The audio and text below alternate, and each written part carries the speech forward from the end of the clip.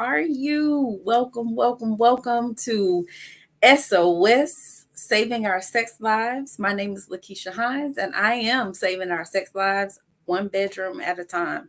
I want to say thank you guys for joining. Thank you for watching.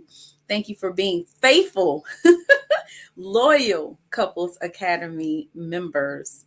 I have a good one for you tonight. We are discussing intimacy, the six different types, and there are more, but we are focused on these top six tonight. Um, I see that we got somebody here early tonight, and you posted a question, and I'm going to address your question. I thank you for logging on early. That lets me know that you are really serious about trying to get some assistance.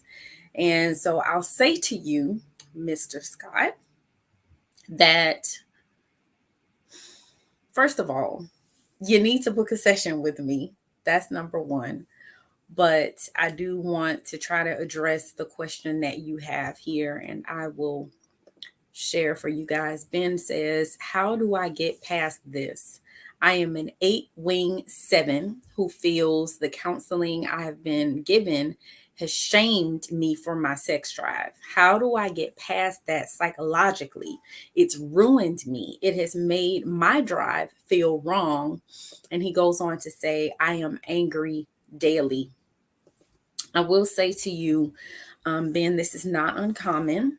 It's actually something that I discussed in a previous episode where we were talking about how there can be desire discrepancies. And a lot of times you will get with a partner, your spouse may not have the same drive as you and may not desire sex as often as you do. And so that can cause some conflict. And one of the things that I shared was that it is critically important that we do not judge one another, that we do not make anybody feel as if something is wrong with them or that there's a problem with their drive. And that's for the high libido and that's for the low libido, because the person who's low, who gets with the high person, is saying, oh my God, what's wrong with you? You want it all the time. And then the person with the high, right, who has the one with the low, they're saying, oh my God, what's wrong with you? You never want it. You never initiate. And so it does cause conflict when there is that desire discrepancy. So I will say this to you. First of all, you being an 8-wing 7, I don't know where you fall, Mr. Ben, in terms of if you've gone through your Enneagram with Danielle, or if it's something that you took separately by yourself and then you just got results and went through it that way. I'm not sure. But um, 8s, are the protectors. They're the challengers and they're also the leaders. So I have a few questions, because here's the thing. You being an 8, a lot of times 8s want to protect themselves and they don't want to be dependent on anybody else. They do not believe in weakness, because emotional need to them is connected with weakness. For them, they don't feel safe showing softness or vulnerability. They always want to be in control of their environment. And so another thing is the fear for the 8 is of being harmed, of being violated, betrayed, and controlled. Controlled is a big thing. So I'm wondering if in your relationship, this has transformed over into the bedroom, because it can, where you may want to control things in the bedroom and you may be with someone who doesn't like that, who that doesn't work with. And so I'm just wondering if that has translated over into the bedroom. And again, depending on where you are, on that spectrum of healthy on down to destructive. I don't know where you are on that spectrum, but if you're at the healthy level, then you're self-confident and you're assertive and you're courageous and you're strong and you're powerful, and you have a passionate inner drive, and I mean you're all about action, and you're protectors and you're providers, and you're loyal, right, to people who have earned your trust. So again, I don't know where you fall on that spectrum, because that's the high end, but the low end, the destructive 8 wants to stay in control at any cost, and they feel is a lot of times they have to fight for their survival, and they see themselves as outcasts. And so again, depending on where you are, it may not even be a situation where you're being viewed that way, but that's just your perception because you're not in a healthy place. I am not saying you're not in a healthy place. I'm saying I don't know where you are. And you have to be aware of that, because if you're not in a healthy place, then it can make you perceive certain things as being of you being judged or you being attacked, or it can't cause you to feel shame. Okay. So you got to see where you are with that. But I'm saying reach out, connect, book a session, couplesacademy.org, and let's get together and let's take a deep dive. But I just wanted to scratch the surface with that, because other people, I'm sure, may be dealing with this same thing that you're dealing with, that their drive, people have made them feel ashamed because their drive is high, or the person whose drive is low, they may have felt ashamed as well because it's low. So again, we have to meet people where we are, right? Meet them where they are.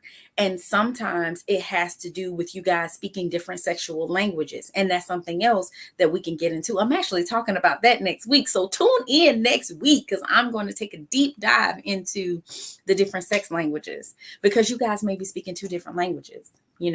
Maybe you desire a certain type of intimacy and connection from your partner or your spouse. I don't know. And then because of that, you're not getting the frequency that you desire, but you may not be getting the frequency you desire because she's not getting the intimacy and connection that she desires.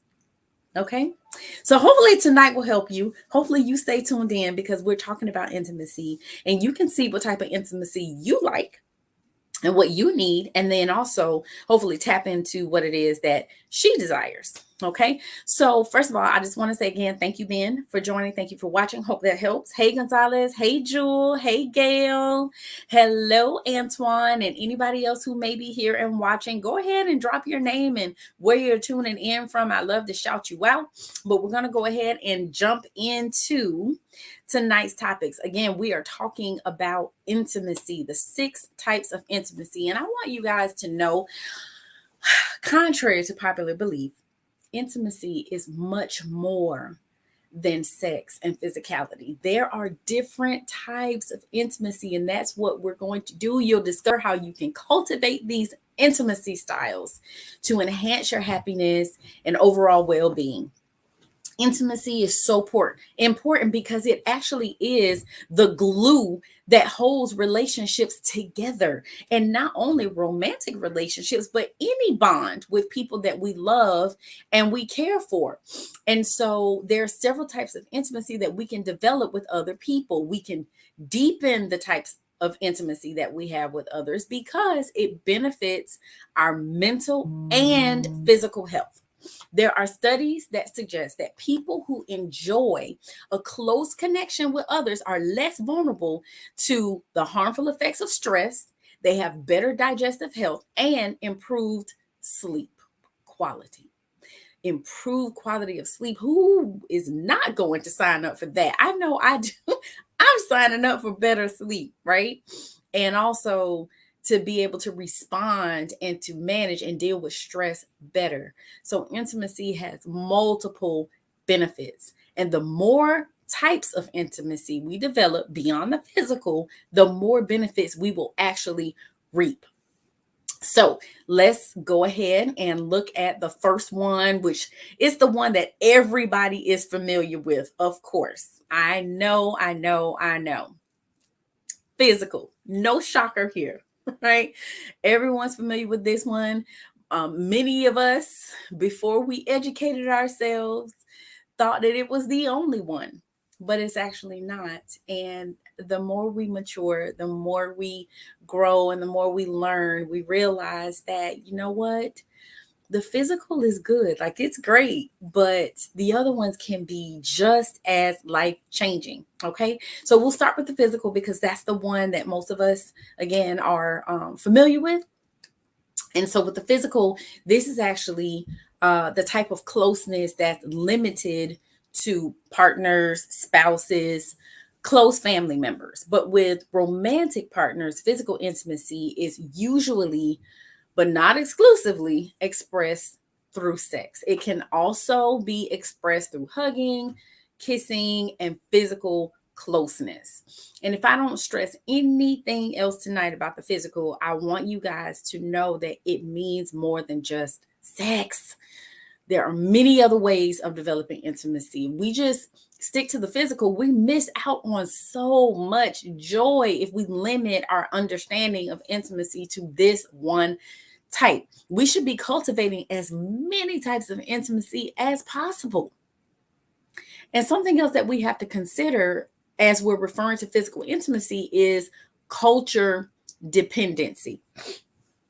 Not all cultures and people are touchy-feely or feel comfortable in close personal contact with other people. So when we learn other types of intimacy, it doesn't mean intimacy is out of the question, because if they're not feeling the whole physical, touchy-feely, close contact, then we have 5 other ones that we're going to talk about tonight that we can tap into that will actually assist, right, with developing that level of intimacy. Hello, Felicia. Hi, Lindsay. Hey, Kathy. Thank you guys for watching. Thank you for joining. Thank you for dropping your names. I appreciate it. All right. So we just covered the physical. And like I said, it is not just sexual. Don't you write it down, highlight it, circle it, underline it. It is not just physical. Okay. The next one is emotional. And why am I going here? This is for my ladies. This is for my ladies, because the majority of the time, what are we asking for, ladies? We're asking for emotional connection, closeness, emotional intimacy. And when we get that, we're more open to increases in the physical intimacy. Yes. If I am right, give me an amen, give me a thumbs up, give me a high five, give me something, drop it in the chat. But emotional intimacy involves us sharing our most private fears, concerns, and dreams. Fears, concerns, and dreams. The more we disclose, the higher the expectation that the other person won't judge or ridicule, but instead offer support. And it's not easy. This is hard work. Culture actually plays a role in this too. In addition to culture, personality plays a big role in determining like how open we are to emotional intimacy. But if we get past those barriers, it is so worth it. We can get relief when we're able to open up to people who understand our emotions and accept us without judgment. So one of the things that you can do in your relationship is to take turns asking each other about your individual fears, concerns, and dreams. You literally can go to 2 separate spaces in your home and you each write down 3 columns. One is fears, the other one is concerns, the third one, dreams. And after you have that comprehensive list, share it with each other. Take turns discussing your fears. Take turns discussing your concerns. Take turns discussing your dreams. One of the things that we do, especially when we've been together a really long time, is we stop dreaming. So we have to stay in this place, again, where we are dreaming individually and collectively. That is so important. And when we're able to share our fears, then that gives our partner an opportunity to see inside of us, of what we're thinking about and what affects us on a daily basis. And it gives them an opportunity to do something about it, to help us. If they are the source of the fear, then that gives them an opportunity to step in and try to make necessary adjustments so that you can feel closer and more connected. Okay, so that emotional intimacy, again, is critical for you guys being able to connect on a deeper level. Okay, the next one is intellectual. And man, let me tell you something. There are times where I've seen couples, right? And like sometimes they just don't look like they go together. You know what I mean? Like it's not the typical couple that you would see together. And so, me being who I am, I'm like, hey, what attracted the two of you to each other? Like, how did you get together? What did it for you? I'm always asking couples that question because, of course, I just love having those conversations. And more often than not, they tell me that they connected on an intellectual level.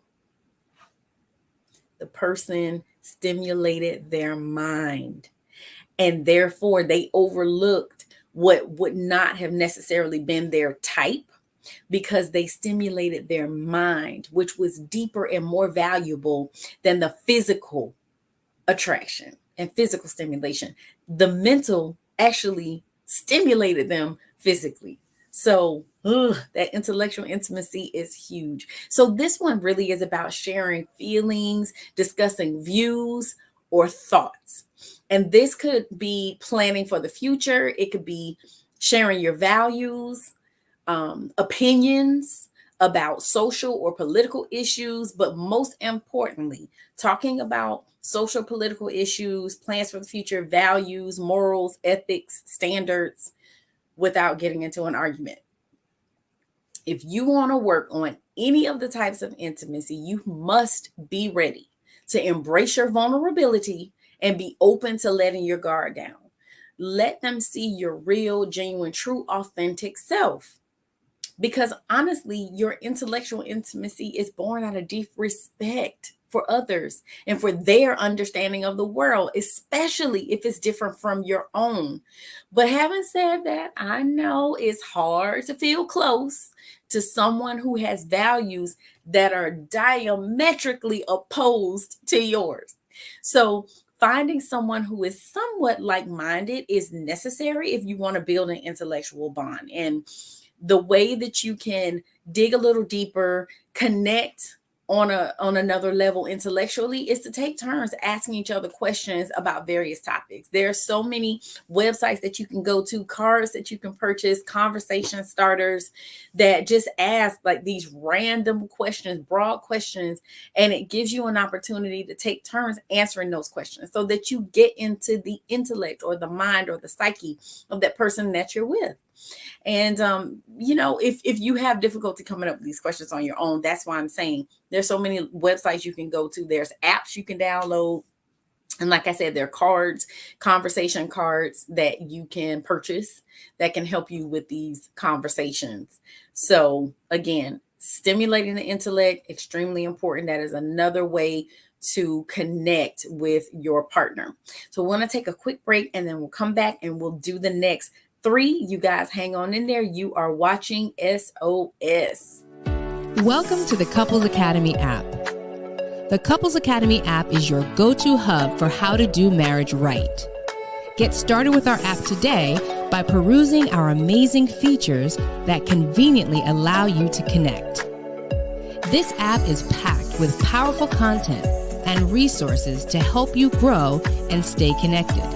With this app, you can watch our messages, find marriage resources, watch, listen, and read the real-life stories of restored couples, sign up for events, read articles and blog posts, stay up to date with push notifications, share your favorite messages via Instagram, Facebook, Twitter, or email, and download messages for offline listening. For more information about the Couples Academy app, go to couplesacademy.org. Okay, so we discussed three of the different types of intimacy: physical, emotional, intellectual, and now we are on to experiential.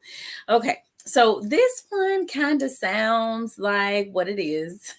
All right, this one develops between people who go through the same struggles, joys, or experiences. Okay, experiential experiences, right?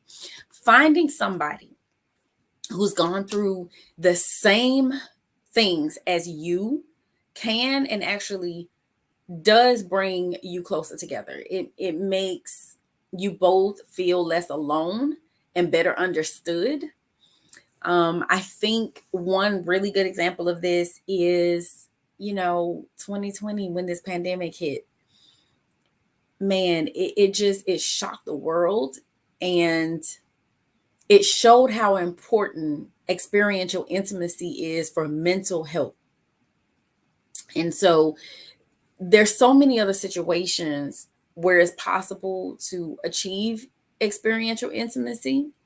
Some of the things that you can do would be to find someone to exercise with, pick up a new hobby, maybe find an online community around something that you really enjoy, that you're interested in.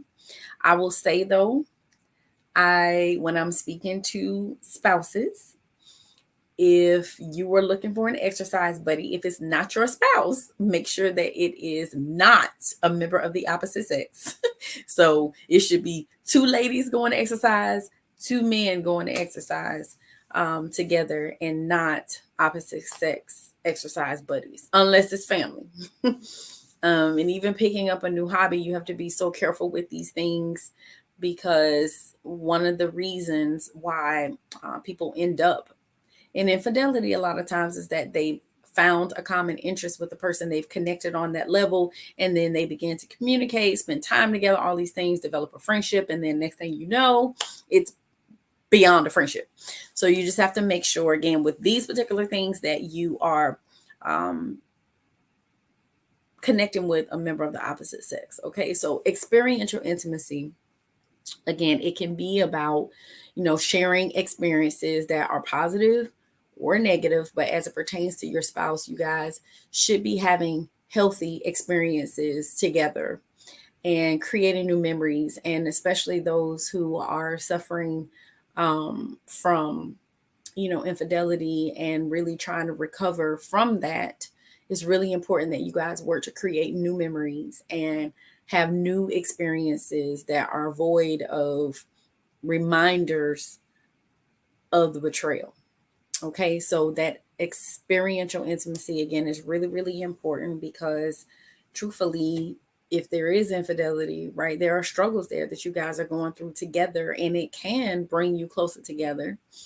Um, there are joys that take place, such as the birth of a baby or a new job, or moving into your first home together, buying your first car together, maybe buying some stock together or investing together or whatever. But there are experiences that you guys should be having together that, again, bring you closer together.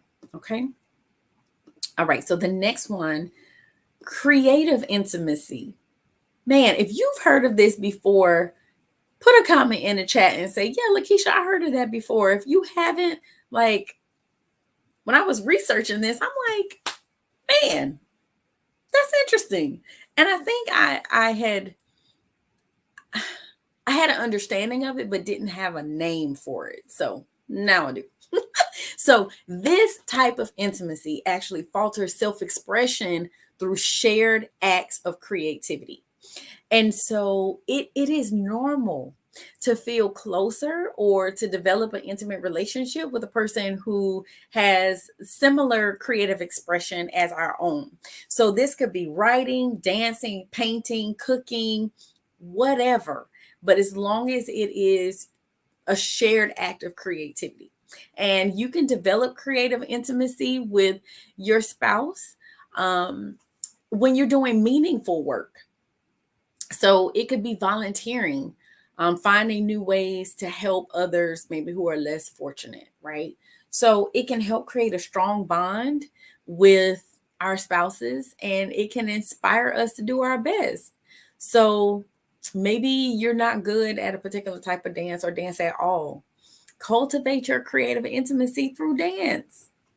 Maybe you're not the best cook. Cultivate your creative intimacy through cooking. So there are many, many different things you could do. These are just some examples, but that brings you closer together when you are actually being creative together. And so I'll give you guys some ideas that became really popular. I want to say probably right before COVID is you could actually take a mixology class. And it doesn't have to be, for those of you who don't drink alcohol, it doesn't have to include alcohol. It literally can be, you know, just different juices with sodas and like seltzers and spritzers. Like there are different things that you can do that are non-alcoholic where you can still mix together and make a really, really nice drink. You can make a signature drink. Candle making. There are places where you can go and make candles together, so you can actually pick your own fragrance. Oils, same thing. You can create your own signature smell. And gosh, that was another one that I was thinking of. Oh, the pottery, where you can actually make like bowls and cups and different things, but you can do it together. So again, being creative. There are places you can go and actually paint pottery that's already made if that's not your jam. Like I'm not good with making pottery, but you can go there, you can pick out an item together and you guys can paint it together. So again, just being creative together, having shared acts of creativity, shared experiences with each other that can create another level of intimacy as well. Okay. The very last one, you guys, is spiritual intimacy. This one is so important to me personally because, for me, that physical connection is not just physical, it's emotional, it's mental, and it is spiritual as well. So you do connect on a spiritual level when you are physically intimate with your spouse and with your partner. But it's not just that, right? It's also sharing religious beliefs, right? And it can help people to find support and acceptance, when you connect intimate spiritually. And it can extend to our values and our morals and our beliefs on a much wider scale. So it's similar to intellectual intimacy, but it has a focus on personal growth. And so I just, really want to ask you guys, when you are with someone, your spouse specifically, right? And you see them working on themselves with intent to grow personally, aren't they more attractive to you when you see them growing, developing, maturing on a spiritual level and focused on self improvement? Because to me, I'm like, ultimately, I benefit from your personal growth. And when I grow personally, my husband benefits. So isn't that like more, doesn't it make them more attractive to you? Or am I by myself? Let me know. So, one example of how you can actually increase your spiritual intimacy is if one of you has a mindfulness practice and your partner begins to practice mindfulness too, then that's a way that you guys can connect on a spiritual level. And, praying together, studying the Bible together, or whatever faith you have, whatever beliefs you have, but practicing that together creates that spiritual intimacy. And I think that, again, is so important because it's so much deeper than just the physical. And so, some things that you can do to develop different types of intimacy overall, not just the physical, emotional, intellectual, experiential, creative, or spiritual, is actually, accept vulnerability. Understanding that when you become intimate with your spouse, it requires a high degree of personal involvement and it can make us feel vulnerable, but the vulnerability is what makes us human. And there's nothing wrong with sharing worries or negative emotions. So if you want to work on any type of intimacy, that I discuss with you, you have to be ready to embrace your vulnerability and be open to letting your guard down with your spouse. All right. Second thing, trust people. To develop true intimacy, we have got to trust our spouses instead of anticipating negative situations or behaviors that haven't even happened. So you have to trust that your spouse is going to be there for you and that their intention is a caring one, even if they don't always respond the way that you expected us to. Which then leads me to communication skills. Every single episode that you watch with me with SOS, communication is going to come up.